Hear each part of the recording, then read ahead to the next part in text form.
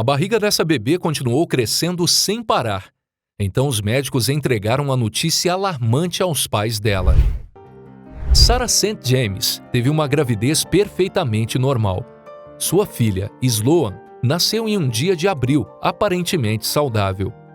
Ela era o segundo bebê de Sarah e Chris St. James, que já tinham um filho de 2 anos e meio chamado Carter. Sarah é terapeuta ocupacional e Chris trabalha no departamento de TI para serviços de transporte da cidade. Quando a pequena Sloan completou 2 anos, seus pais perceberam que ela estava se tornando cada vez mais amarelada, por causa da icterícia que ela desenvolveu. Eles descreveram que a menina estava com uma barriga como se fosse uma barriga de um Buda, embora ela estivesse comendo bem e atingindo seus marcos de desenvolvimento. Seus pais ficaram preocupados. Chris e eu estávamos tipo, algo não está certo, Sarah disse. Em vez de ir ao pediatra local, eles levaram Sloan para o Hospital Infantil de Boston para fazer seu check-up regular de 4 meses. Eles queriam que os médicos de lá lhes dissessem que tudo estava bem. Em 8 de agosto daquele ano, os médicos deram uma olhada em Sloan e ficaram alarmados. Eles finalmente a diagnosticaram com atresia biliar, uma doença hepática na qual um ou mais dutos biliares ficam bloqueados, ausentes ou anormalmente estreitos. Detectado precocemente em bebês, essa doença é tratável sem cirurgia, mas a condição de Sloan estava avançada e chegaria rapidamente ao estágio 4. Apenas um transplante de fígado salvaria sua vida. Nós a trouxemos ao hospital para ficar em paz, e em vez disso, foi devastador. Sarah disse que a icterícia da filha não estava indo embora, e ao mesmo tempo ela desenvolvia uma barriga cada vez maior. Sloan foi para casa por 6 dias no final de agosto, mas teve que ser levada às pressas de volta ao hospital infantil quando o fim de semana se aproximava. Tornou-se evidente que eles precisariam de um doador vivo para salvar sua vida, uma opção usada apenas em 10% dos casos, já que a maioria dos órgãos doadores vinham da fila de doadores mortos. Sabíamos que não iríamos para casa novamente depois daqueles 6 dias. Sarah disse que o fígado da criança estava se deteriorando rapidamente e que o protocolo de doador vivo era rigoroso. O doador tem que ser um membro da família ou um conhecido, e deve ser de livre-arbítrio a decisão. É necessário um exame psicológico além de testes físicos, pois há muitos riscos envolvidos, muitas coisas éticas envolvidas nisso. Sarah disse que Steve Taney ficou sabendo sobre o caso da família através de seu irmão, Jack Taney, que mora perto do canal de Cape Cod, onde a família mora. Jake era um amigo íntimo do casal, mas embora Steve Taney e sua esposa Aubrey tenham conhecido Chris e Sarah em alguns passeios, eles não se conheciam bem.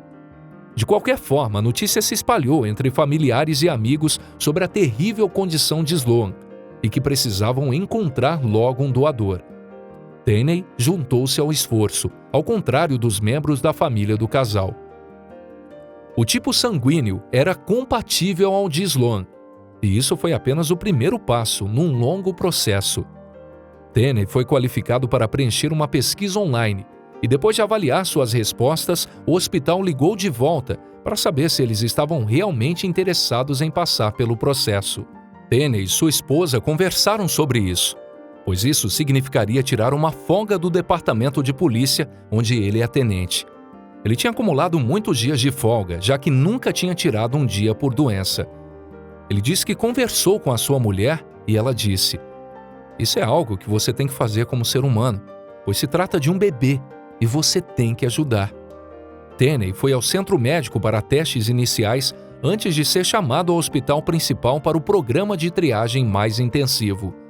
Apenas um candidato a doador é avaliado em um espaço de tempo devido à amplitude necessária do teste.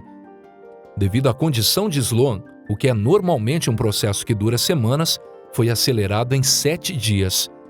Naquela semana, ele passou por vários procedimentos, como uma tomografia computadorizada, ressonância magnética e biópsia hepática.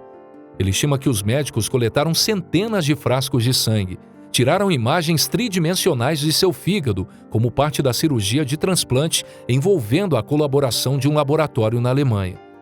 Os vasos e veias de Tenney tinham que ser compatíveis com o de Sloan, e o número de vasos e veias tinham que corresponder. Se ele tivesse muitos, isso seria demais para poder fechá-los outra vez. Ele disse que estava mais nervoso na primeira noite.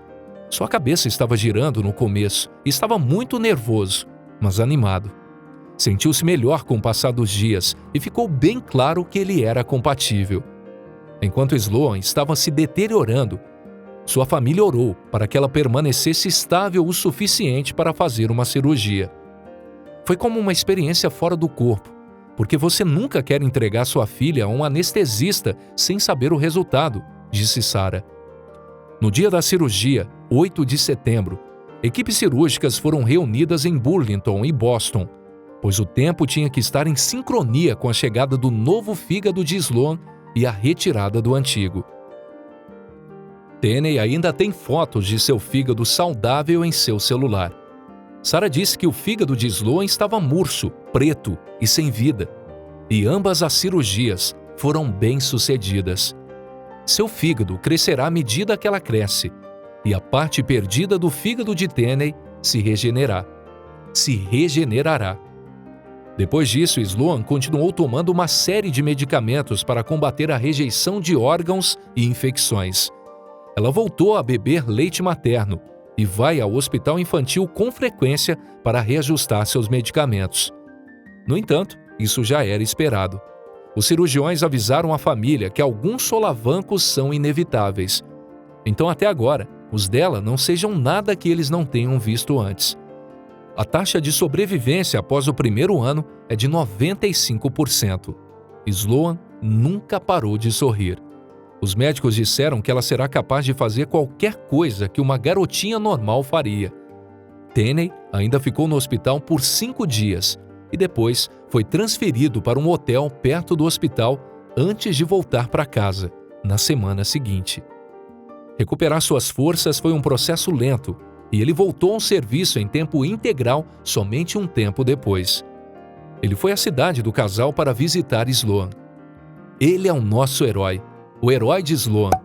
Ele estendeu a mão quando tudo parecia perdido, disse Sarah sobre Tenney. E isso nos lembra que existem ótimas pessoas no mundo. Tenney disse que ele não mudaria nada depois de ter passado por isso, e que é algo que ele diria às pessoas para fazerem se estivessem nessa posição, porque ele em momento algum se arrependeu disso. E quanto a vocês, amigos? Já passaram por uma situação como essa? Ou testemunharam algo assim? Já foi um doador ou recebeu uma doação? Conte pra gente aqui nos comentários as suas experiências e não se esqueça de se inscrever no canal se não for inscrito. Um forte abraço e até a nossa próxima história, aqui no Histórias Sensacionais.